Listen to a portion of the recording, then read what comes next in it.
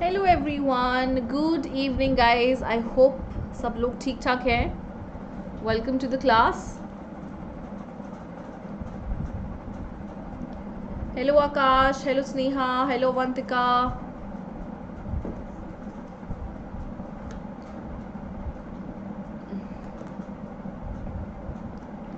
Welcome to the class guys. कैसे हैं आप सब? I hope you doing well.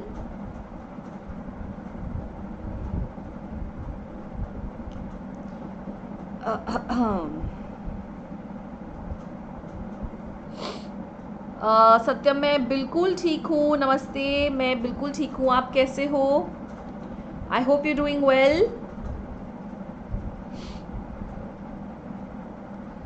चलिए, so today it's a doubt clearing session on paths to modernization. A lot of you requested this session, so here I am with this session. I think a lot of you had doubts in this chapter, so आज हम इस chapter के जो भी doubts हैं वो discuss करेंगे. Let's just wait for 2 minutes. Let's just more people come in and then we will start. Hello उदय, मैं बिल्कुल ठीक हूँ। आप कैसे हो? I hope you're doing well.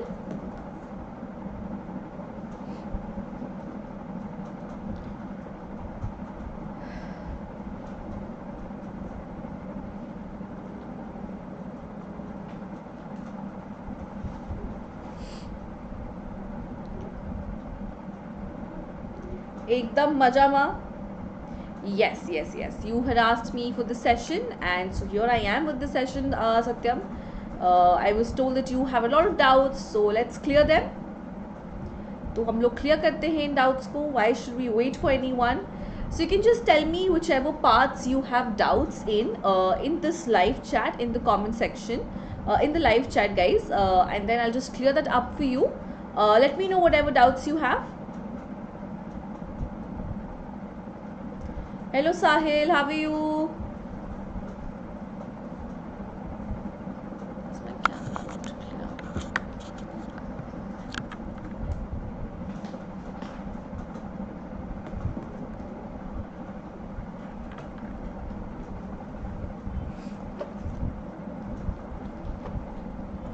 क्या हो गया साहिल? What happened? 12th वालों को क्या हो गया?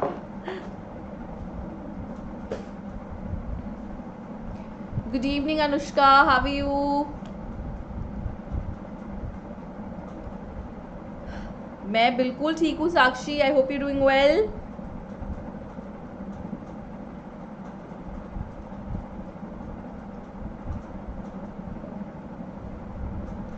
चलिए, so you guys can start telling me whatever doubts you have, so that we can start clearing them up.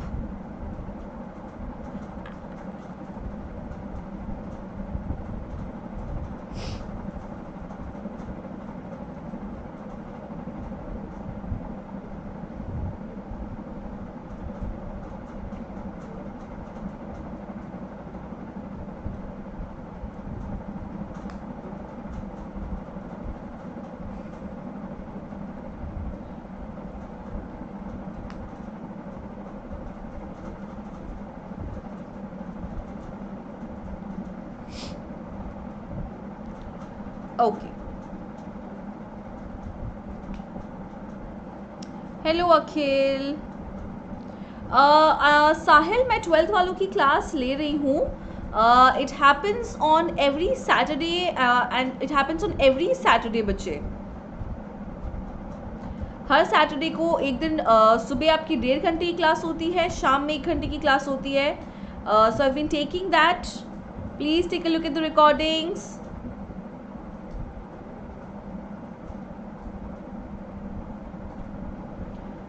सत्यम, मुझे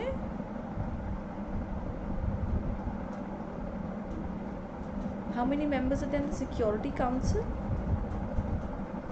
Avantika, security council, what are you asking? मुझे समझ नहीं आ रहा बच्चे.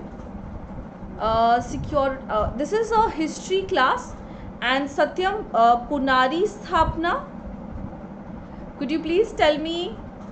Good evening Aniket. सत्यम, क्या ये आप प्लीज मुझे इंग्लिश में बताएंगे? पुनारी स्थापना.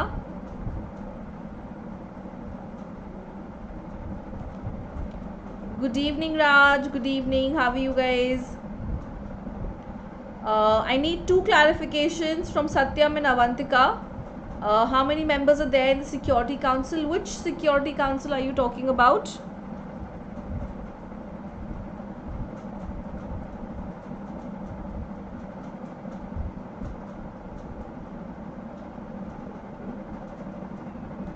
Acha, Meiji, okay. Oh, so you want the Meiji restoration to be explained? Sure. So, alright, I'll explain Meiji restoration. Let's begin with that. So, what is happening? If you remember, before the Meiji restoration, what is that one thing which has happened? Before the Meiji restoration, Japan has decided that it is going to close down its economy. It is going to make sure that they become self-sufficient, and only then will they open up their economy. That is what has happened. So this is the scenario in which we'll have to understand Meiji restoration, right? Now, how do you think Japan finally opened up its economy? How do you think that happened? Good evening, Gaurav. So, there was this USA. USA sent a Commodore whose name was Matthew Perry.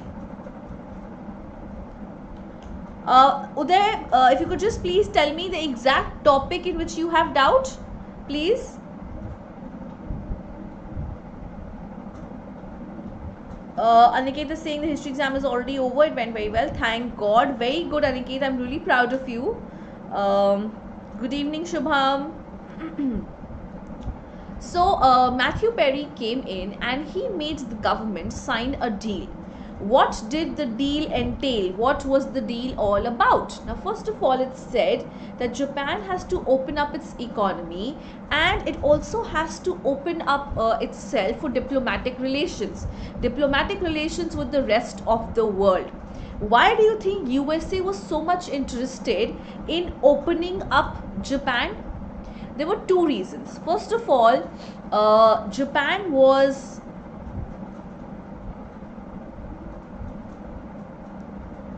Hello, Isha. So first of all, Japan actually was one of the principal market, as in Japan lay en route between China and USA, and was seen as a major market because whatever goods they were producing, जो भी goods वो produce करेंगे from whatever goods they were producing in the USA market, that could be dumped into Japan. It could serve as the principal market, right? So this is why they wanted to open up the economy. They wanted to open up this place, and that is why they had come to sign this deal. So once the Japanese economy was opened up, then there were certain changes which took place. Well, what was the first change? The first change was that the shoguns were removed from power and the emperor was brought back from the Edo. Emperor was brought back to the Edo. If you remember, emperor was living in the Kyoto. He had no power and the power was completely in the hands of the shoguns. But now the power is in the hands of the emperor again. So emperor has become strong. He has made Tokyo his capital. Now, these officials, as in the Japanese officials, were aware that the European countries were building their colonies. They have already built their colonies in India and China, and now they started thinking.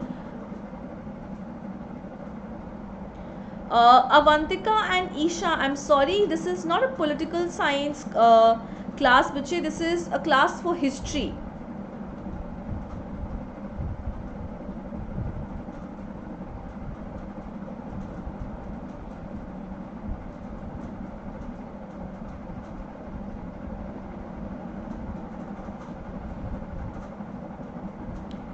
This is a class for history going on. Anyway. So now the Japanese people started thinking of ways in which they could protect their own country from the European incursion. So what could they actually do? So there were some people, some Japanese thinkers who said that the new European ideas should be welcomed, right? The new European ideas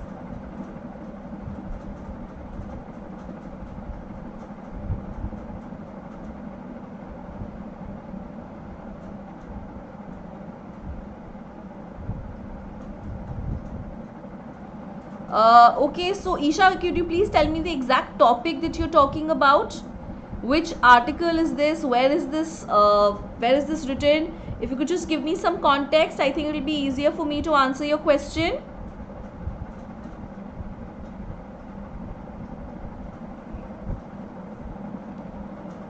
Okay, so what happened?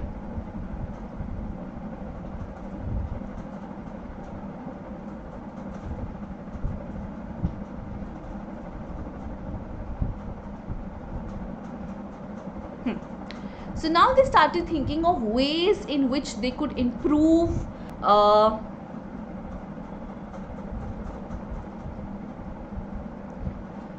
guys, this is a class, Isha, this class is for class 11th bache. I am teaching a different chapter. Class 12th will happen on Saturday or either on Sunday. So if you could please come in there, I'll clear all your doubts there.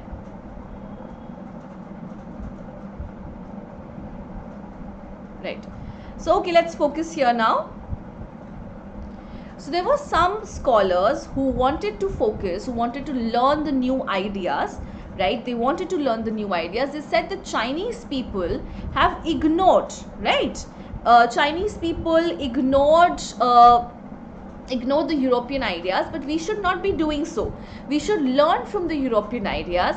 We should be ready to adopt the technologies that they are willing to offer, but we should not let the Europeans enter our country, only their technology and only their ideas, right? And some argued that we should open up the economy in a very little manner, in a very, you can say, limited manner to the outer world. They also came up with this slogan, which was Fukoku Kohi, which means rich country and strong army. Now this became the principle, right? This became the principle of Japan. This became the principle of Japan, and how they developed this country, right? How they developed this country was something that was to be taken care of. How they developed this country on the basis of these lines, on the lines of Fukoku Kohi, कैसे develop करेंगे वो हम अभी देखेंगे. यहाँ तक सबको clear है? Is this till here? Have you guys understood?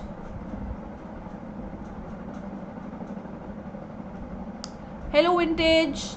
Guys, don't worry, I'll clear all your doubts. Just stay a little, just be a little patient. I'll come to each and everyone's doubts.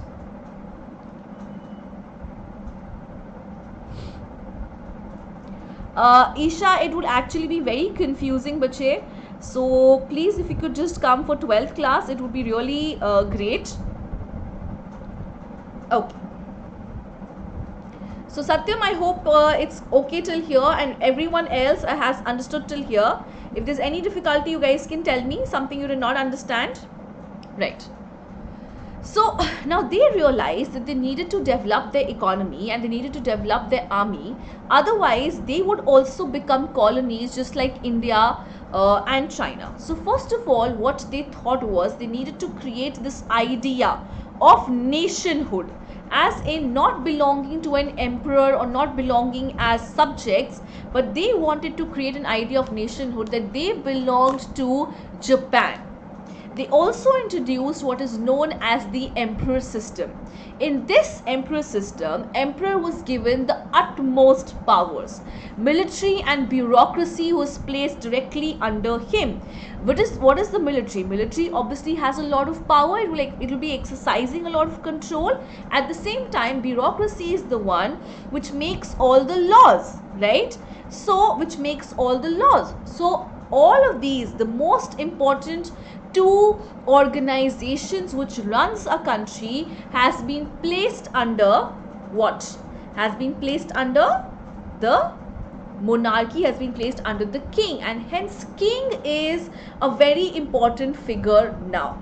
Now the king wanted, the officials actually wanted to study the European monarchies so that they could plan their own monarchies in the same way, just so that they did not lose to the Europeans. So they adopted a lot of Western style. They wore Western style uniform. Edicts were issued in his name. National holiday was declared on his birthday. These were all European things which they adopted, right? So there were some changes in the education system also. Now they thought that schooling and education was the most important thing which they could do to spread the idea of nationalism. So schooling was compulsory for both boys and for girls. Tuition fees was very minimal because everyone could afford them. The curriculum was based on Western model, but it did not mean that they were only studying about the Western people. It meant that they also emphasized on Japanese history, loyalty towards the emperor. All of these things which inculcated nationalism was taught to them. There was a ministry which exercised control over the curriculum and the teacher training as well.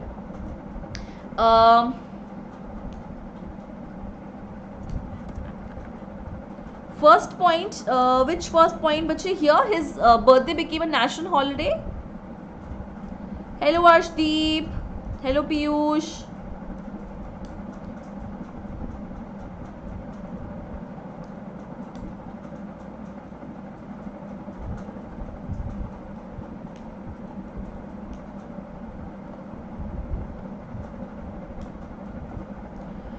Uday, you want me to explain the first point in this slide?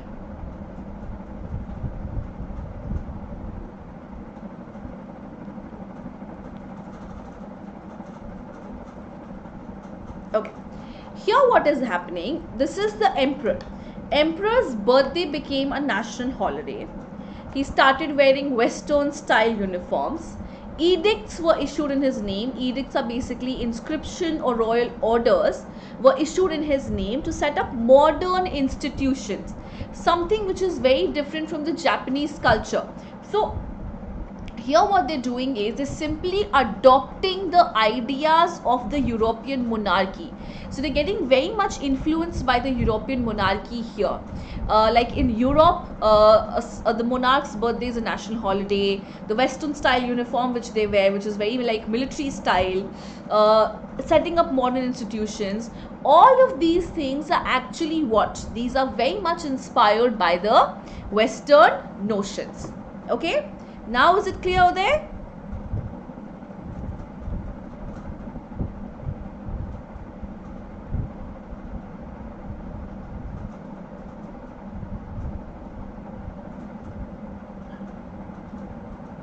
Okay.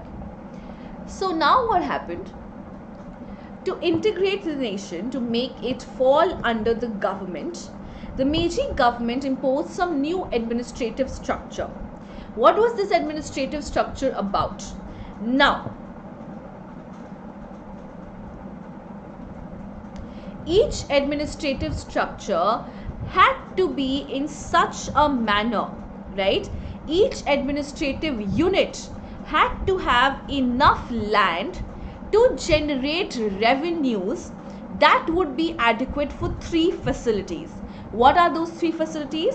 First of all is law schools, local schools, health facilities, and there should be a center or an organization which could serve as a place for recruitment center for the military. Right? So the administrative units, as in the boundaries, were changed in such a manner that each area has enough revenue, each area has area enough that it could generate enough revenue to have all these facilities, to have money for all these facilities, right? And the military service stated that everyone who was above the age of 20 had to do a period of mandated military service. Let's talk about the legal system that was in place. So a legal system was there, so no political groups could be formed, no one can hold meetings, there was strict censorship of press. The government could, आप government के against कुछ नहीं बोल सकते हो, you cannot say anything against the government. The military and the bureaucracy, the 2 most important factors which make up a nation, are directly in the command of the emperor. Right? So that is why constitution or becoming a democracy was not something Japan could have achieved. Right? there was another policy which Japan followed. That was the policy of foreign incursion. Japan had become strong, it had a good economy, it had a very strong army, and they started this policy of colonization. They fought wars with China and Russia to acquire territories, right? Good evening, Arundhati, how are you? So they fought with China and Russia to acquire territories. Now there was a lot of popular demand for democracy, but this could not have continued, right? Because colonization and democracy do not go hand in hand. है ना? वो दोनों, it does not go hand in hand, and that is the reason, all right, that is the reason that, yes, the foreign policy, absolutely, and that is the reason that Japan could never become colonized. So this explains your Meiji Restoration. Let me see what is the next doubt.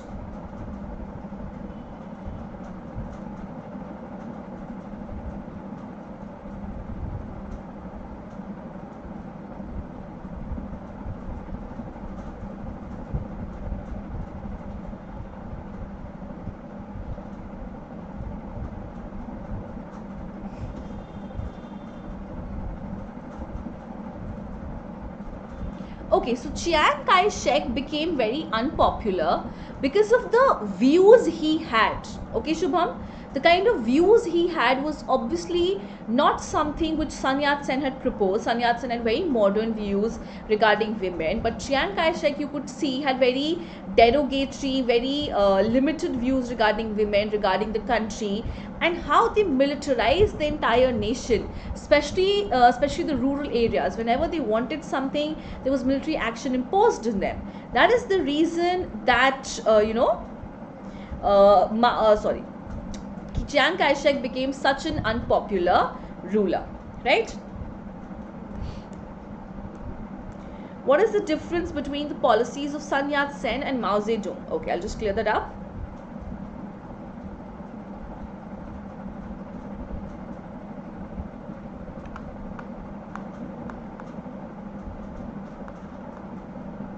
Hello Purvi. Yes, you're a little late. I'm absolutely fine, Arundhati, all well. Okay, let me first clear this doubt. What is the major difference between the policies of Sun Yat-sen and Mao Zedong? So Sun Yat-sen, you remember, came up with this policy of three nationalism, 3 pointers, where he said socialism would be there. Then he said that anyone foreign would be ousted from the country, and then he wanted to develop democracy, right? And he also sort of banned foot binding and all of those things, which basically sort of kept Japan back, isn't it? Right? That was the policies of Sun Yat-sen. Okay?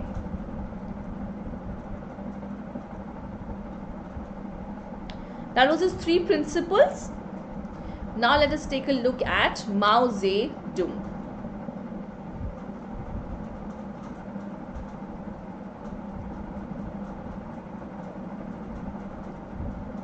Now, Mao Zedong obviously was a radical leader.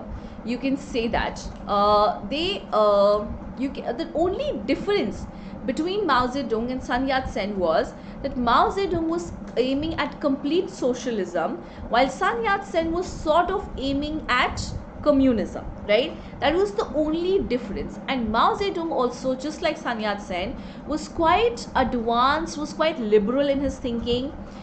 He wanted the emergence of women's association, new marriage laws, arranged marriages were forbidden, sale of marriage contracts were forbidden, divorce was simplified.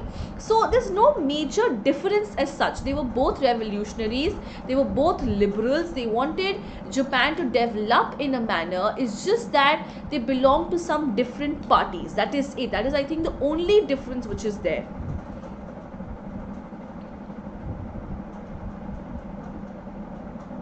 Okay, can you please justify the statement? Japan expelled Asia or China expelled Asia?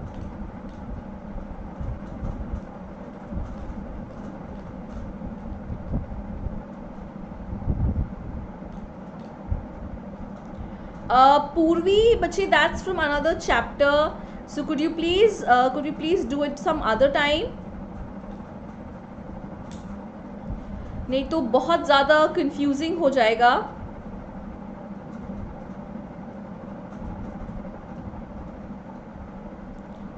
We can do it in one of the special classes. I will be launching some special classes. We can do then.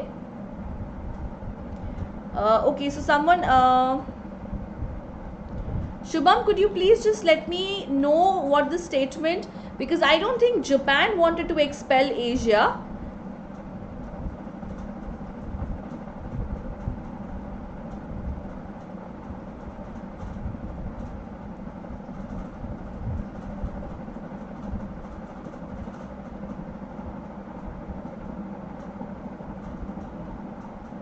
Purvi, but it would get really confusing because I'm doing Paths to Modernization right now. Yes, you can also watch the recorded classes, which is there on the Unacademy app. Okay. Yes. So okay. So Japan expelled Asia in the sense, this basically means expelling all the Asian characteristics, right?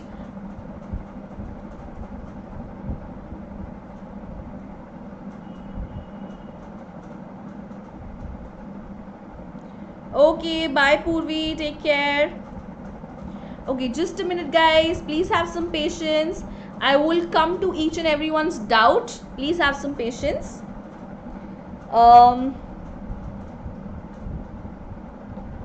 Okay. Guys, please have some patience. Please have some patience. I will clear everyone's doubt. Just have a little patience, please.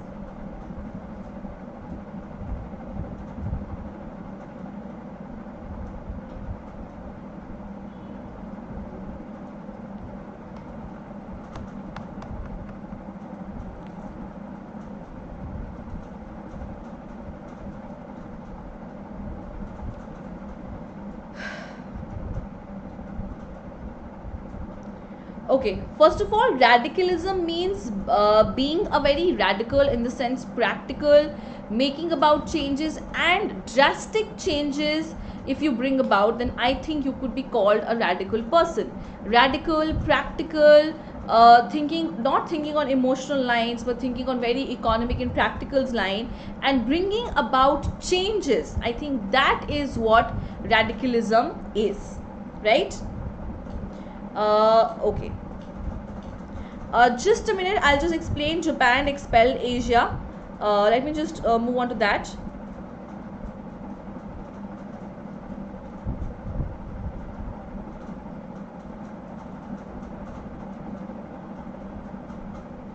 What happened, Gaurav? You were asking something. I'm sorry, I missed your question. What is the question about?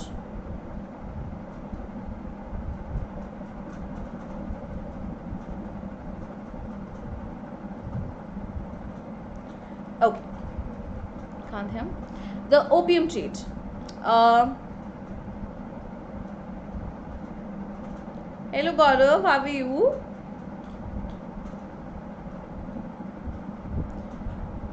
Yes, the opium trade was basically, see, China was obviously China's economy was very rich. They were rich in silk. The British did not have anything to offer to them to take silk in return. So they sort of got the Chinese addicted to opium.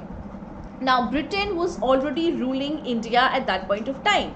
So since Britain was already ruling India at that point of time, you know what they did? They would ask the Indians to grow opium.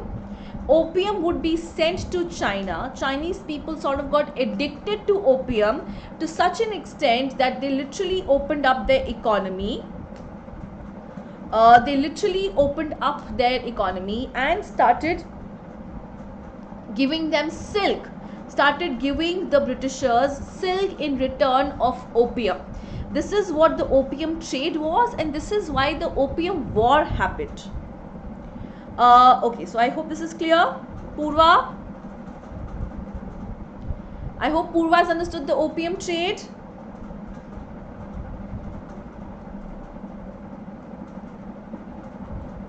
Okay, so Japan expelled all the Asian characteristics. See, if you look at Japan, it actually is very different from Asia, right?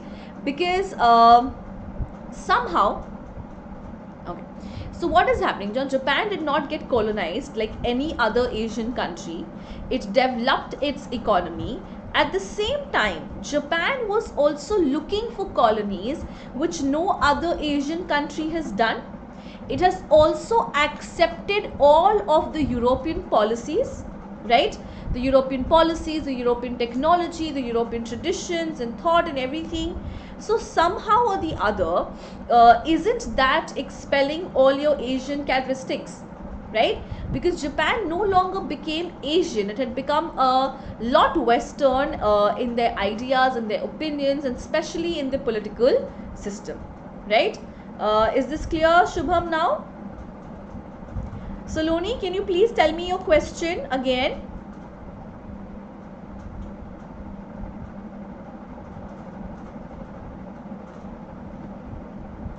So in the political system of Japan, Avantika, there were three major players. First of all is the emperor. He hardly has any power, right? He hardly has any power. He's living in the Edo. The major power shareholders, the major powers,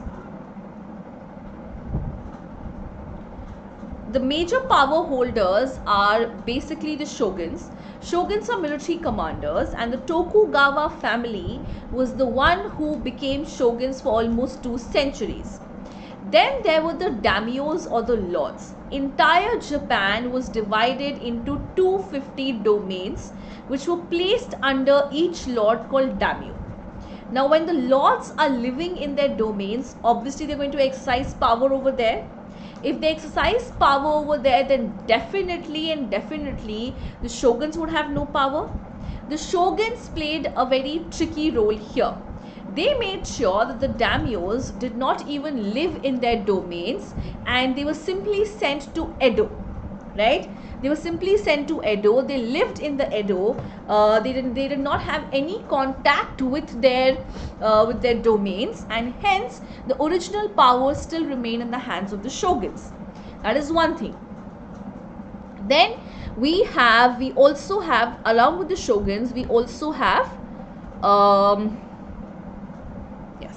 so along with the shoguns, we also have the samurais. The samurais are military class, military standards, you can say. So they were the ones who were responsible for protecting everyone. So these are the major players of the Japanese political system. Okay? Is this all right, Avantika? Have you understood? बच्चे opium trade में triangular trade का कोई meaning नहीं है as such, but you can still call it a triangular trade because this trade is between Europe, China and India. So there is a triangle which is being formed, right? So that is why it has been called the triangular trade. Committrin is basically like a committee. You can call it a committee. Like UN is a committee, right? Like UN is a committee, so the Committrin also was a committee which was to look after the needs of the people who are following communism. Why did Meiji Restoration took place? Meiji Restoration took place because they realized that if they not make them strong enough, they would be taken over by the Europeans, which is something they did not want, and hence there was restoration which took place, where the emperor was restored to power.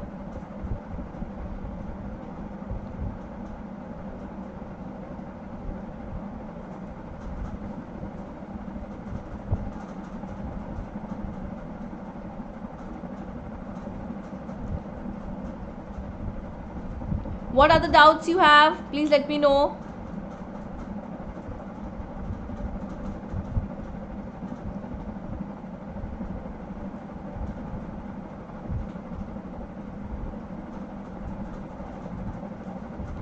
Saloni is saying that she wants me to give a speech on religion should not be mixed with politics.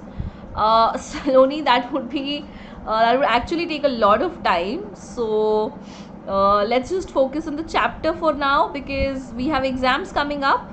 But once the chapters are over, I would love to give a speech on that.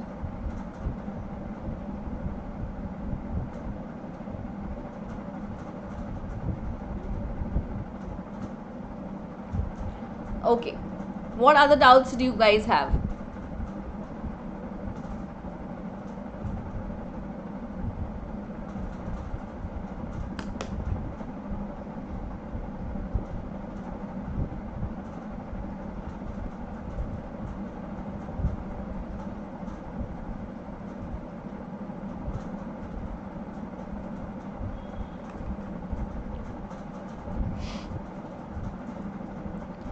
Uday, Satyam, Jagruti, Avantika, Shubham, I think everyone has understood.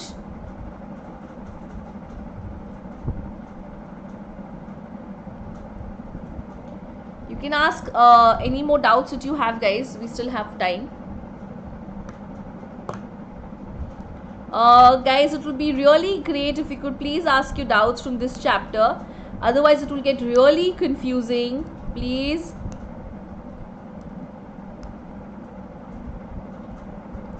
Okay, Drishti. Zaibastus are basically the rich families, or you can say the business families, which dominated the economy of Japan for a very long time.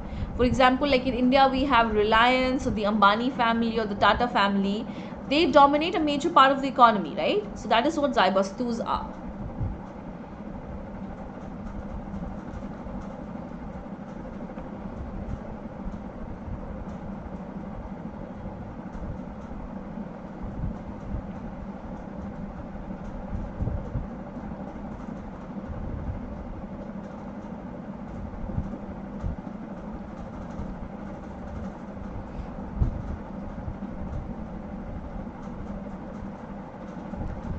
The shogun's rule never allowed the invasion of Europeans, bache. Europeans actually could never invade Japan, right? But yes, if you had to prevent Japan from the from European incursion, you have to make sure that your emperor is strong enough, because the shoguns could not have handled the situation, right? So shoguns never really allowed European incursion. Japan was never taken over by the Europeans.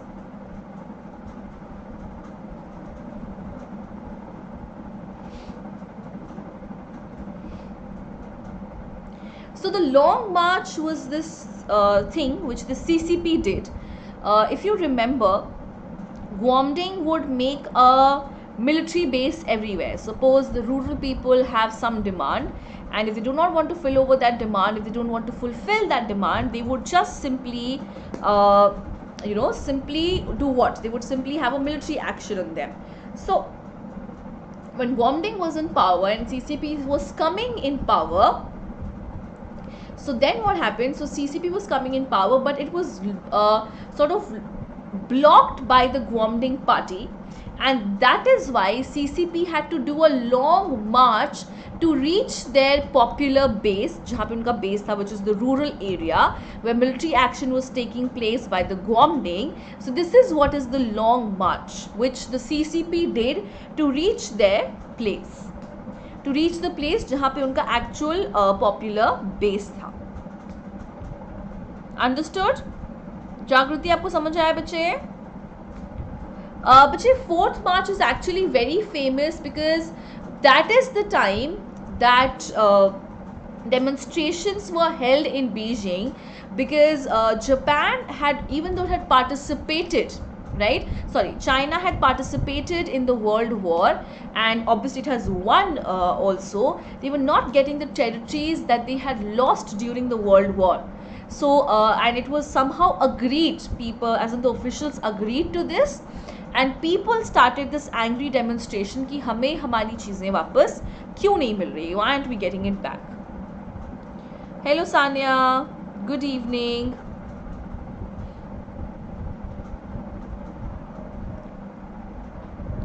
Amit, I hope you understood.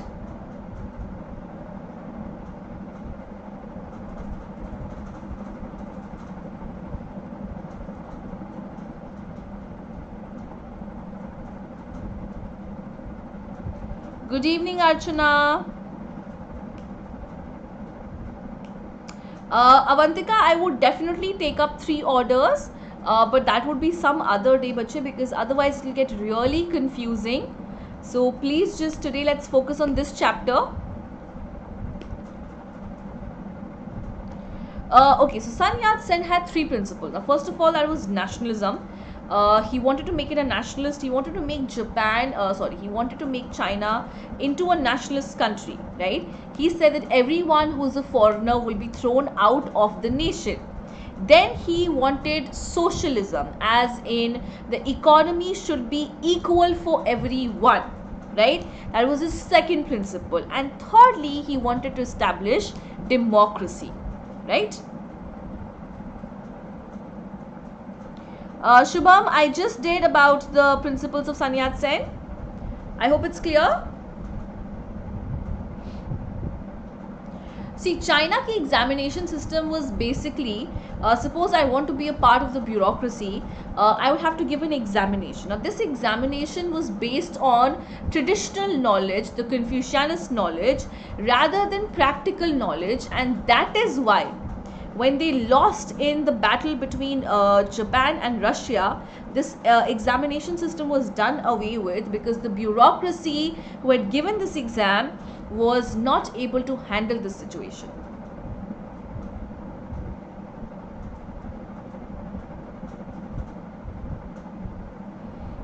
So Achal, I hope you understood the 3 principles of Sun Yat-sen.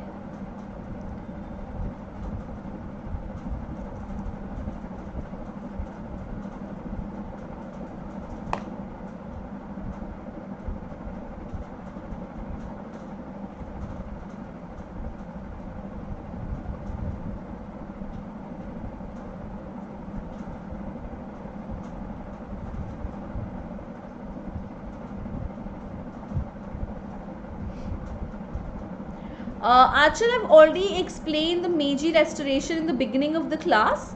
So, if you could please just take a look at the recording, I think it will be much more clearer to you.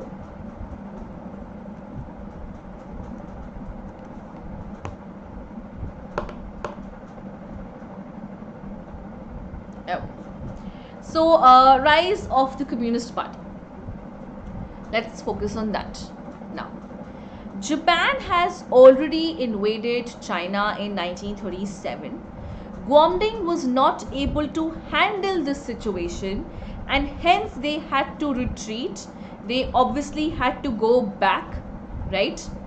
But since China was engaged in this long war, prices of everything had sort of increased to almost 30%, which happens in every war-like situation. Whenever there's a war, prices are bound to increase.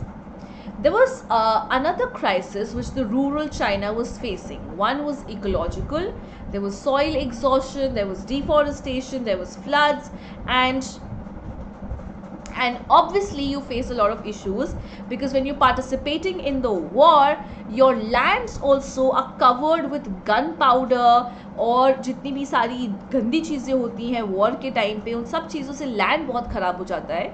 So obviously the soil was exhausted and hence they were not able to grow as much. That was the first thing that they had to go through. The second thing was the land tenure system. As in, suppose I am giving my land, मैंने अपना land को collateral रखा है and I'm borrowing some money. So then this land tenure system was really bad. The land could be taken away by these warlords. Who are these warlords? Warlords are people who have taken over the lands of the common people or especially the rural areas by force, right? They were also using primitive technology, so agriculture was not very well established. The productivity was less. Because the productivity was less, they were also indebted. How? Since the soil is not good, I need to invest in the soil. That's the first thing that you have to do, right? For that, what will you do? You will take money from the money lenders. You will keep your land as a collateral.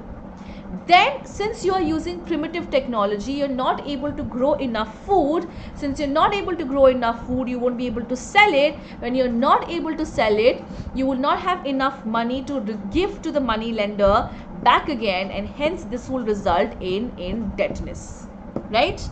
So all this was a vicious cycle which was going on. In this situation, they have the CCP was founded in 1921 after the Russian Revolution. So Russians were actually supporting anyone who followed the principles of Lenin and Trotsky, who followed the principles of communism. They also established a commission. They also established, you can say, a UN-like organization which was to help all those governments. Yes, which was to help all the government end exploitation and bring about a communist form of government, right? Now, yes, Kamal, I'll definitely explain that. Just give me 1 minute. So, the Comintern and the Soviet definitely supported anyone who was communist in different parts of the world, right?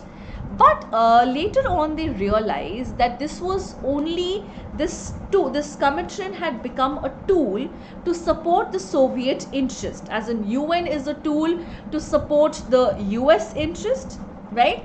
Similarly, the Comintern became a tool which would support UN interest, which would support the Soviet interest in all around the world, right? So we have Mao Zedong, who emerged as the leader of the CCP. He took a very different and a revolutionary path. His base, actually, instead of keeping his base in the urban areas, he established his base in the rural areas, right? उन्हें rural areas में अपना base establish किया, peasantry को सबसे ज़्यादा important the, and finally he was able to win against the Kuomintang with the support of the peasants. So then he established a strong peasant, you can say a strong peasant council was organized. And what they were doing, they were actually trying to implement socialism. So all those people who were rich in land, the land was confiscated, and then the land was redistributed among those people who did not have land, right? And Mao also stressed on the independence of government and military, that government and military should be independent of each other, as in they should not interfere in each other's work. He was also very liberal regarding women's issues. He also made some women's association, wanted new forms of marriages, arranged marriages को stop किया गया, purchase of marriage sale, and he also simplified divorce. So this is what the CCP did. Okay, is this clear? The rise of CCP, who had asked me? Shubham, आपको समझ में आ गया the rise of CCP?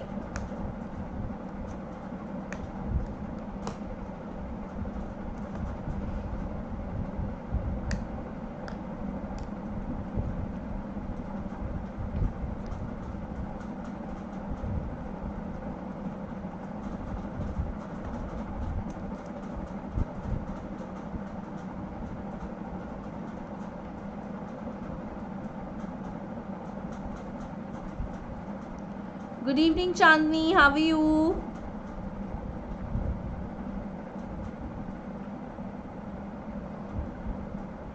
Okay. So let's move on to the topic of modernizing economy.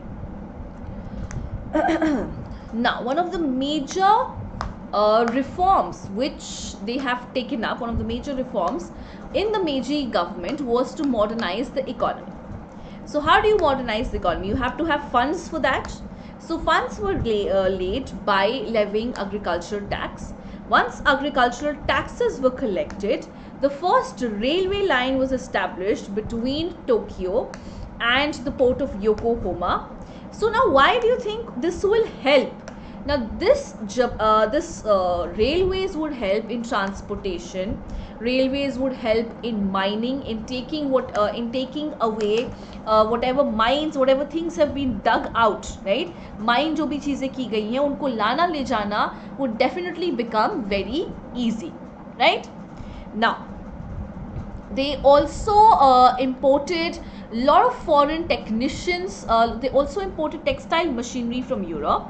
Now since it was a European made, they needed some European technicians also to help train their workers. So the workers coming from Europe would train the Japanese workers as to how to handle this textile machinery, right? Then after this textile machinery was trained, these technicians were also asked to teach in the universities, and Japanese students were sent abroad to learn about these new technologies. Also, to make sure the economy becomes much better, modern banking institutions were created. The companies like Mitsubishi and Sumitomo, we all know about these companies. They were given subsidies and they became the major shipbuilders in the world, so that Japanese trade was now actually carried on in Japanese ship, right? So what is happening here? They have become what? ये लोग क्या बन गए हैं यहाँ पे? They've become self-dependent, right? They've become self-dependent. They've modernized the economy to such an extent that they have become self-dependent, right?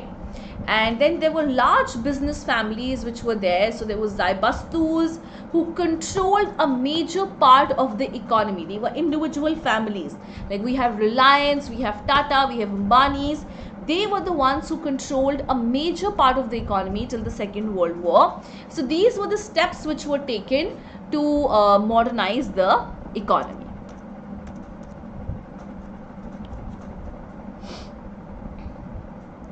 I hope this is clear. Aggressive nationalism. Okay.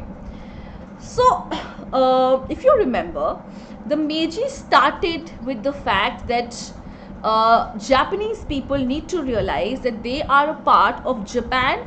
They're citizens. They're not subjects, right? Isn't it?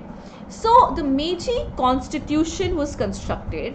Now obviously it was based on restricted franchise. Not everyone could have voted, and they created a parliament that was known as that was known as your Diet. Now why Diet? Because they were really influenced by German legal ideas, and that is why they use this term Diet, because Germans have been using Diet for their parliament. Now, so the leaders who brought about the imperial restoration continue to exercise power and even establish political parties. So who are the leaders who brought about imperial restoration? The Meiji leaders. And what do you mean by imperial restoration? That emperor was now back in power. So they, along with the emperors, started to dominate the scenario. They also established some political parties.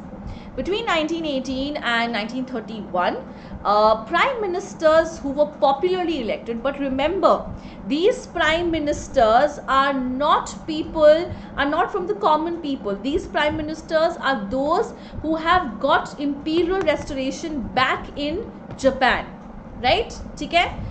तो इन्होंने cabinets form किए, they became the prime ministers. All of that is happening, but still what is happening? The emperor is commander of the forces. The army and the bureaucracy is still under him, right? The army and the bureaucracy is still under him. When the army and the bureaucracy is still under him, then definitely you cannot have constitution, you cannot have democracy, and what will be really encouraged would be this aggressive form of nationalism where whatever the emperor says is correct, to such an extent that in 1899 the prime minister ordered that only the serving generals and the admirals could become ministers. What are you doing here? You're giving the power to army. Ministers कौन होते हैं? जो bureaucracy में होते हैं, right? जो bureaucracy में होते हैं, ब्यूरोक्रेसी में कौन होता है? Who are the lawmakers and who are the ultimate lawmakers here? The generals and the admirals. These are the military people, isn't it? Right? These are the military people. Now these military people are directly under the control of emperor. तो यहाँ पे क्या आप, can you see the vicious cycle here? Prime ministers are admirals and generals. These admirals and generals are directly under the control of the emperor. So ultimately, who is exercising power? The power is being exercised by whom? It is being exercised by the emperor itself. So again, this was the kind of aggressive nationalism which they focused on.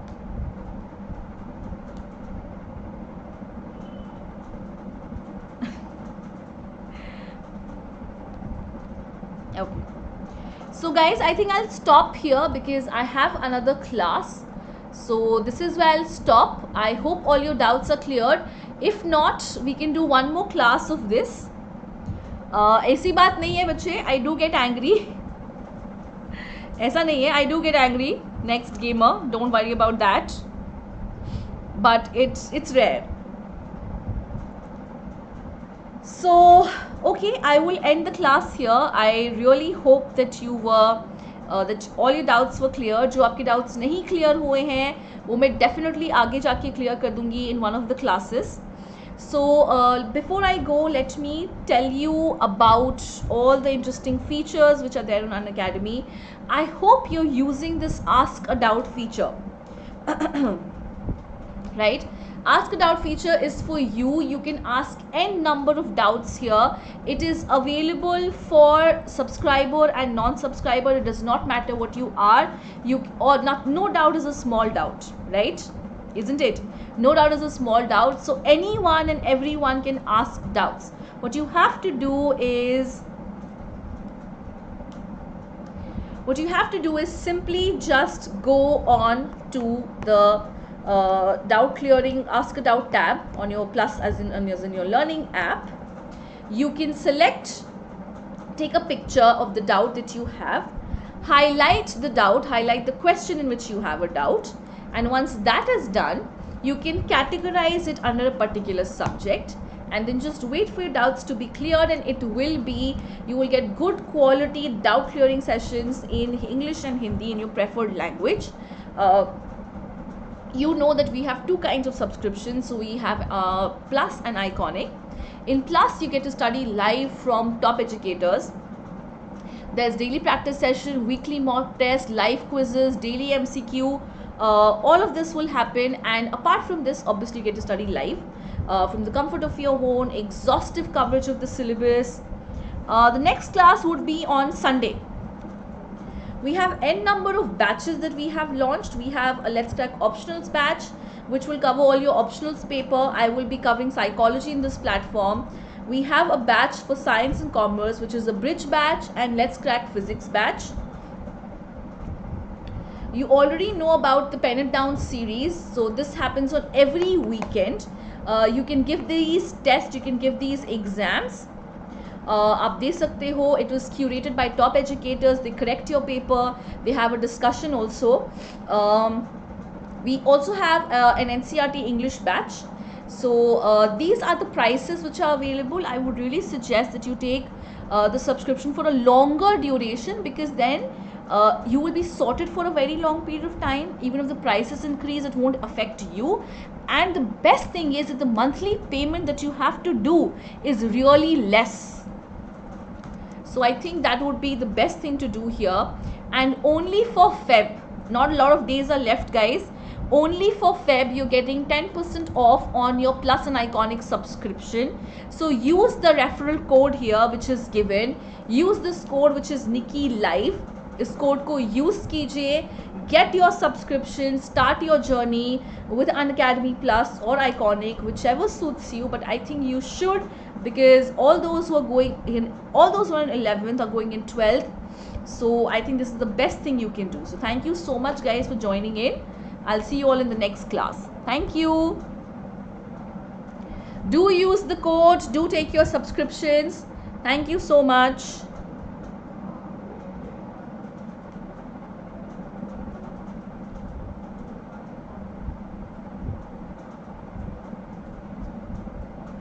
Good night. Good night, everyone.